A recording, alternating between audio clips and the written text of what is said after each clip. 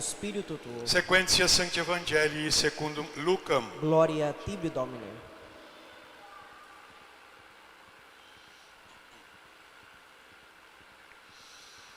Naquele tempo, como Jesus se aproximasse de Jerusalém, vendo a cidade, chorou sobre ela e disse: se tu tivesses podido reconhecer tu também neste dia, que era teu, aquilo que trazia a paz. Mas isto está escondido aos teus olhos, porque dias virão sobre ti, em que os teus inimigos te cercarão de trincheiras, e te sitiarão, e comprimirão de toda parte. Lançar-te-ão por terra, a ti e a teus filhos, que se encontram em teus muros, e não deixará em ti pedra sobre pedra, porque não soubeste reconhecer o tempo em que eras visitada. Quando ele entrou no templo, pôs-se a expulsar os vendedores e compradores, dizendo: está escrito, minha casa é uma casa de oração. Ora, vós fizestes dela um covil de ladrões. E todos os dias ele ensinava no templo. Laus tibi, Christe.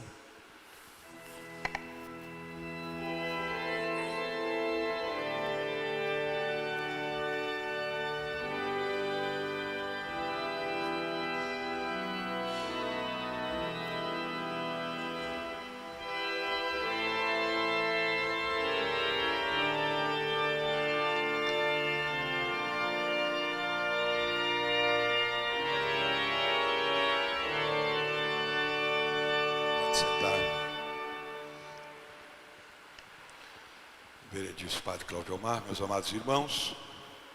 Então hoje é o Dia Mundial dos Idosos e dos Avós, porque amanhã é dia de São Santana e São Joaquim, são os avós de Jesus. Por isso o Papa instituiu esse Dia Mundial dos Idosos e dos Avós. Vamos rezar por eles, aqueles que já estão na fase mais madura da vida e que deixaram para trás todos os benefícios para nós. Os avós também foram pais. Os avós são pais dos nossos pais. Aqueles, portanto, fazem parte da nossa geração. Muitas vezes nos legaram a fé, os bons costumes, as boas tradições. Por isso que Deus não permite que morra todo mundo ao mesmo tempo, né? Morre um, depois morre outro, porque os outros vão conservando as tradições de família para o nosso bem. Daí o respeito e o carinho que devemos ter para com os mais velhos, os avós, sobretudo, mas todos os mais velhos. O carinho, o respeito, especialmente quando ficam doentes, quando tem os achaques da velhice. A gente tem que ter cuidado, o respeito, a paciência, como eles tiveram conosco. E às vezes os velhos ficam repetindo muitas coisas e não são tão obedientes, mas nós também éramos assim.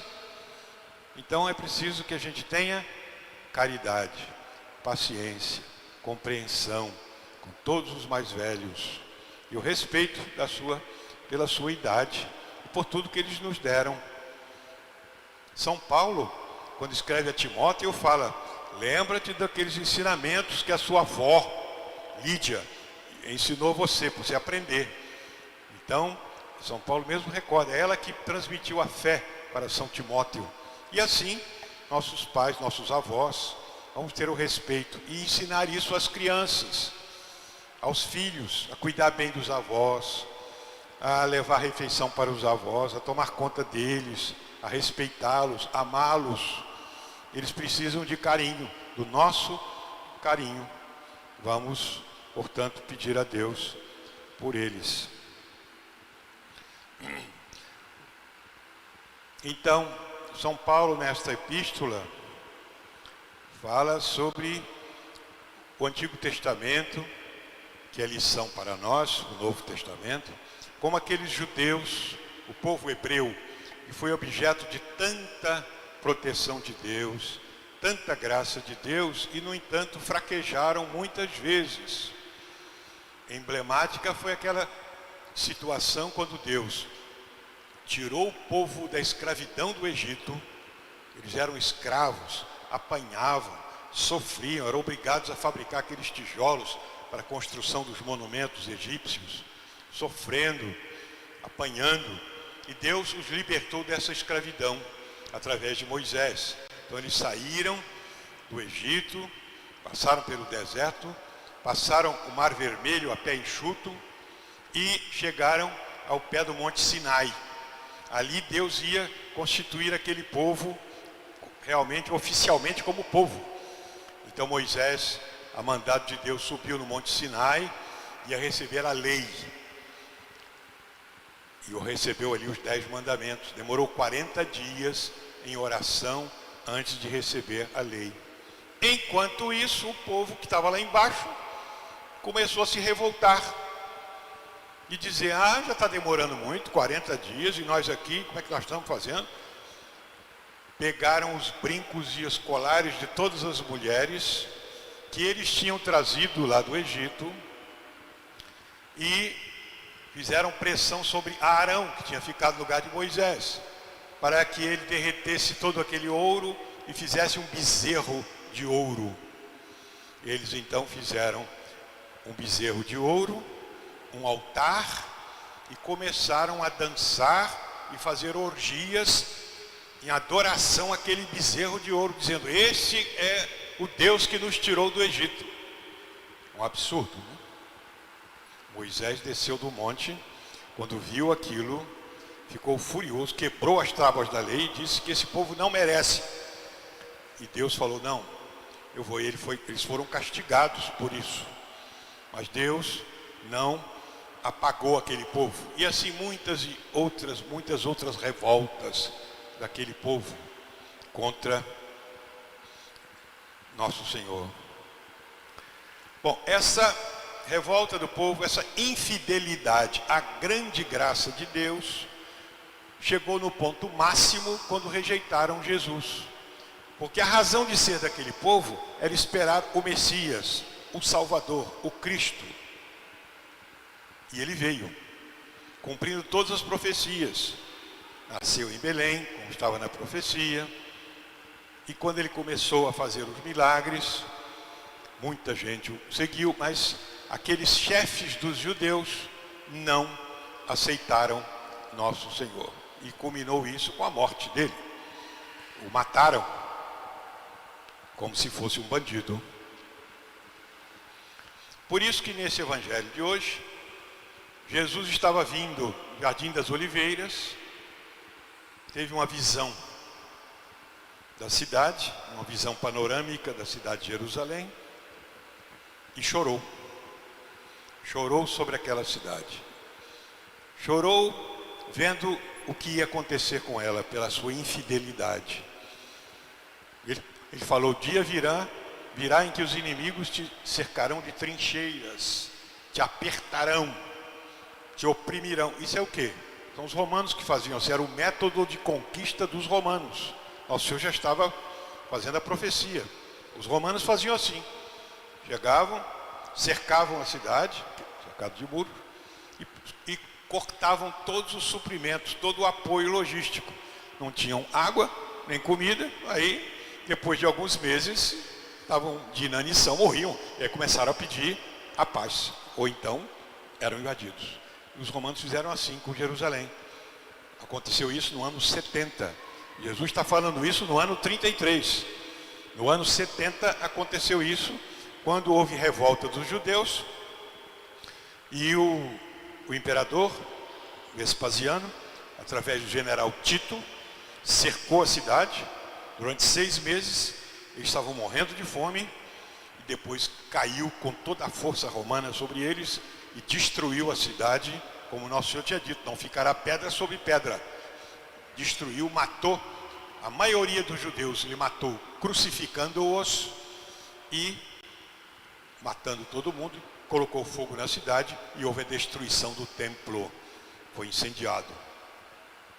Nosso Senhor falou: tudo isso porque não conheceste o tempo da tua visitação.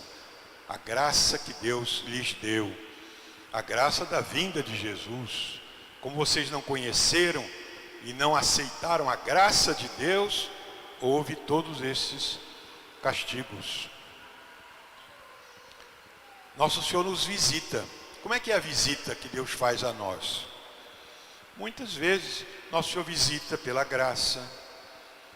As graças que nós recebemos aqui na igreja, na missa, ouvindo um cântico religioso, tudo é visita de Nosso Senhor. Ele nos visita pelos bons conselhos, pelos amigos que nós temos que nos dão bons conselhos, pelos pais, pelos avós. Nos visita também pela tribulação e pela tentação. Tentação é o modo que Deus nos visita, para nos provar se nós somos realmente dele. Está lá a imitação de Cristo diz, um dos modos com que Deus nos visita é a tentação. E a provação, as cruzes, a perda dos nossos familiares, amigos, as doenças, como esta agora, é um modo com que Deus nos visita para o nosso bem. Até a sua última visita, que vai ser quando nós estivermos morrendo. Quando estivermos morrendo, Deus vai nos visitar pela última vez, esperando o nosso assentimento à sua graça. Portanto, vamos sempre reconhecer a visita de Deus ao nosso coração.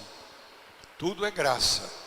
A missa, as palavras dos amigos, os acontecimentos, a história do mundo, tudo é chamamento de Deus para nós sermos melhores cristãos.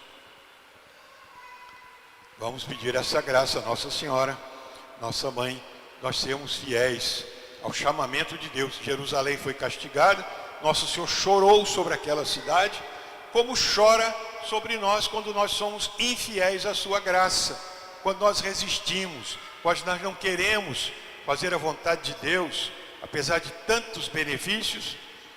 Nosso Senhor chora sobre nós.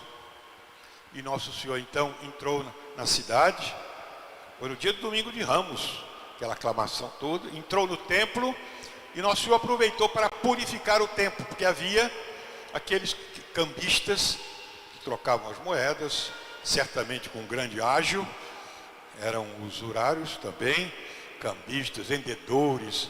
Nosso Senhor pegou um chicote, pôs todo mundo para fora e disse: a casa de Deus é a casa de oração, vocês estão transformando numa negociata, casa de ladrões. Nosso Senhor mostrou sua indignação pela profanação que estava havendo da casa de Deus. Por isso que a gente tem todo o respeito pela casa de Deus, pelo respeito especialmente na igreja onde está o Santíssimo Sacramento, o respeito. Por que a gente põe uma roupa melhor quando vem à igreja? Pelo respeito que Deus merece. Nós não viemos à igreja com a roupa com que a gente vai no barbeiro, a gente vai no estádio. Não, a igreja é a casa de... A gente vem com mais respeito, a gente põe uma roupa melhor, a gente se veste melhor, com mais decência, com mais comportamento. Por quê? Porque se trata da casa de Deus. O respeito que a gente tem. Se a gente respeita até as autoridades, eu não vou falar com o governador, com o presidente de qualquer maneira. Vou chegar lá de bermuda ou de camisa fantasiada. Não, eu vou com a roupa bem digna, porque eu vou falar com o presidente da República. Quanto mais, diante de Deus, o respeito que a gente deve ter pela casa de Deus. Vamos pedir essa graça pela intercessão de Santana, São Joaquim, os avós de Jesus. Vamos pedir pela intercessão de São João Maria Vianney, cuja festa vai ser no próximo dia 4, mês de agosto é o mês dos sacerdotes. Vamos pedir a ele também.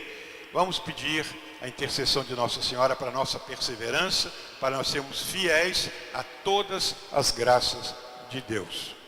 Amém.